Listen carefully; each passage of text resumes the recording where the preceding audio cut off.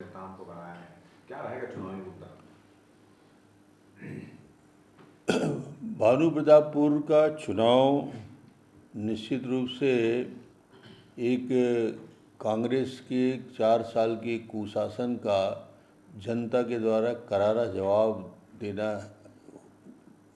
दिया जाएगा। और मुझे लगता है कि जो आक्रोश समाज के सभी वर्गों में पनप रहा है उसका एक प्रकटीकरण निश्चित रूप से भानु प्रतापपुर के चुनाव में सामने आएगा।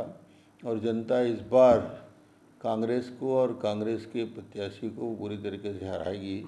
ब्रह्मानंद नेताम भारतीय जनता पार्टी का प्रत्याशी है, सहज सरल लोकप्रिय प्रत्याशी जो विधायक भी था हम लोगों के साथ और क्षेत्र में उसकी प्रतिष्ठा भी है।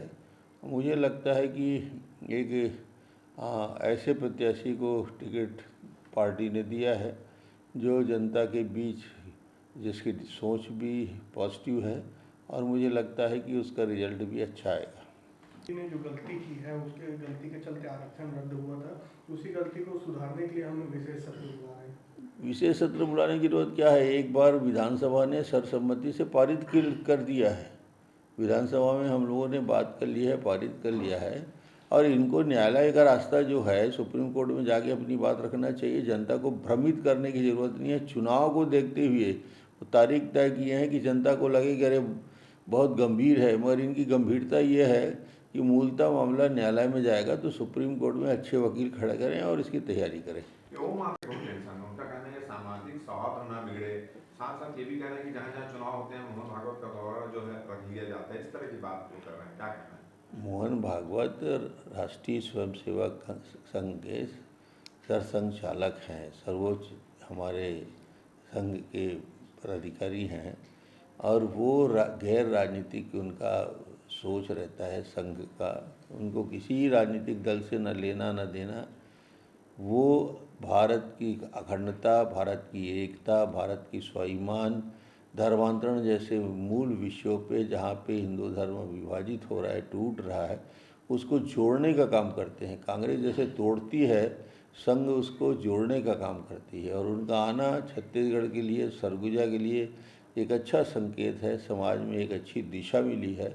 और बिरसा मुंडा राष्ट्रीय गौरव दिवस के रूप में आना तो एक बहुत बड़ी बात है। और जुदेव जी की प्रतिमा का अनावरण ये प्रतीकात्मक रूप से जिन लोगों ने धर्म को बचाने के लिए अपना सब कुछ बलिदान कर दिया, देश की आज़ादी के लिए सब कुछ निछावर कर दिया, ऐसे लोगों को याद करते हुए जब आते हैं तो निश्चित रूप से उनके आगमन का महत्व 4 गुना ज़्यादा बढ़ जाता है।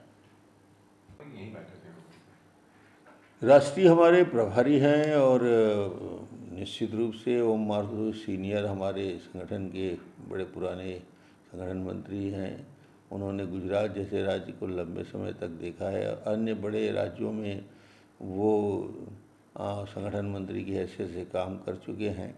उनका आना छत्तीसगढ़ के लिए शुभ संकेत है।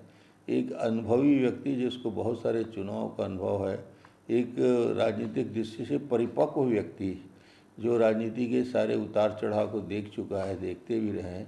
राजस्थान में लंबे समय तक काम उन्होंने किया।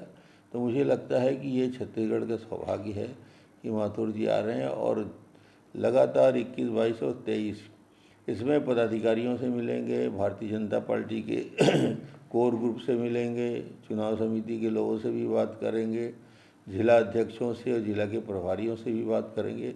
अलग अलग बैठक, ये परिचयात्मक बैठक होगा, परिचय की दृष्टि से होगा ताकि आगे की उनकी कार्य योजना पूरी तरीके से वो बना सके। ये टिप्पणी आई, उस पर मुख्यमंत्री जी का कहना है कि प्रजातंत्र में धर्म चुनने का अधिकार सभी को है, जबरन धर्मांतरण पर सख्त कार्रवाई होती है, जहां शिकायत मिलेगी हम कार्रवाई करेंगे।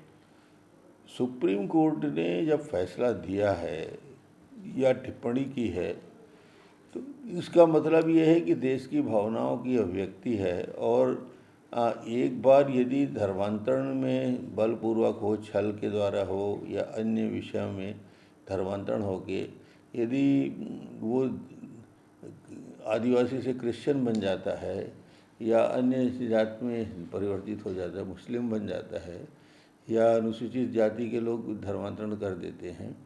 तो मुझे लगता है कि आरक्षण का जो मूल भाव है वो ये है कि उनकी जाति, उनकी समाज, उनकी परंपरा, उनकी रहन सहन, उनकी जीवन पद्धति में परिवर्तन नहीं आना चाहिए।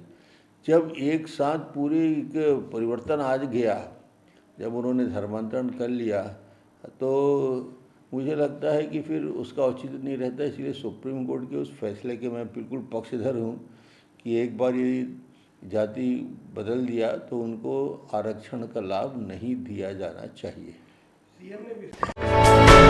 For more news updates, do subscribe, like, share and comment. Clipper 28.